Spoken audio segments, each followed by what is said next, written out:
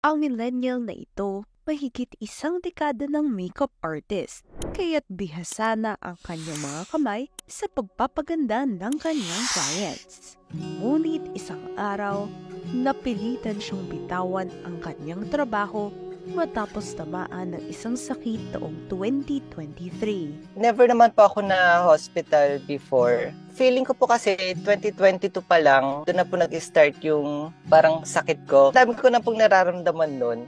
Bandang mga October, medyo nag-start na po yung ubo ko na hindi tumitigil. Ang simpleng ubo, sintomas na pala ng mas malalang sakit. Masyadong sineryoso kasi sabi ko, mawawala rin naman yan. Habang tumatagal, palala ng palala yung ubo ko.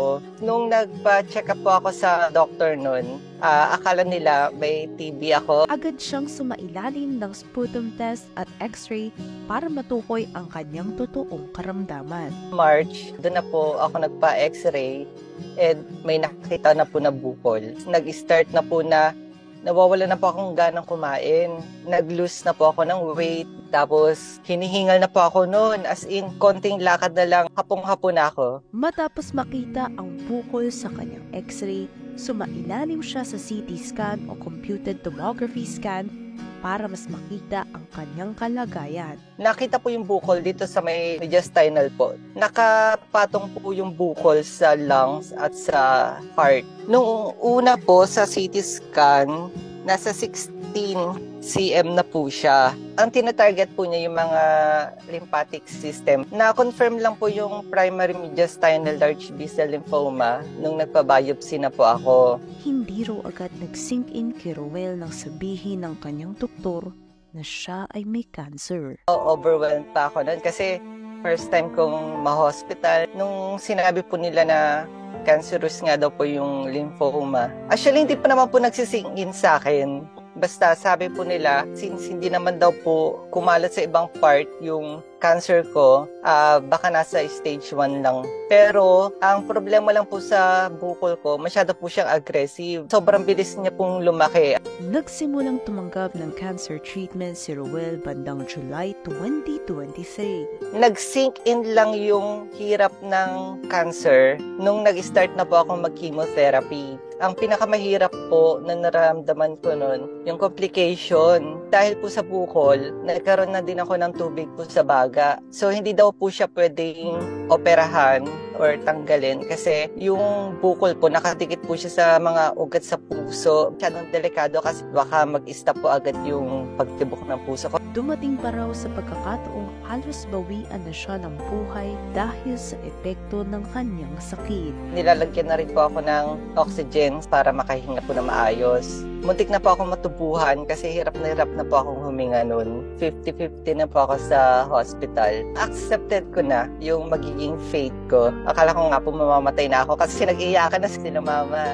Matapos ang kanyang chemotherapy, radiation therapy, at tuloy-tuloy na oral medication, unti-unting gumaan ang pakiramdam ni Roel. Sinubukan niya muling tumanggap ng mga kliyente bilang makeup artist. Medyo hirap pa ako. Hirap pa po akong humawak ng mga brush. Nanginginig pa po yung kamay ko tapos wala pa siyang lakas. Pero ayaw po talaga ni mama na mag-work po muna ako kasi binawal po ng doktor. Huiwas muna sa mga tao kasi masyado po mababa yung white blood cell ko. Nakatulong daw ang natatanggap niyang talent fee bilang pantustos sa kanyang pang-araw-araw na gamot. 3 beses po ako nag-makeup ng client. Actually, mga kamag-anak ko lang din po yun. Pero, binigyan po nila ako ng talent fee. Sobrang laking tulong po nun. Patuloy daw lalabanan ni Roel ang cancer. Malaki raw ang kanyang pasasalamat sa kanyang mga kapatid at ibang kapamilya na kusang tumutulong sa kanyang pagpapagamot.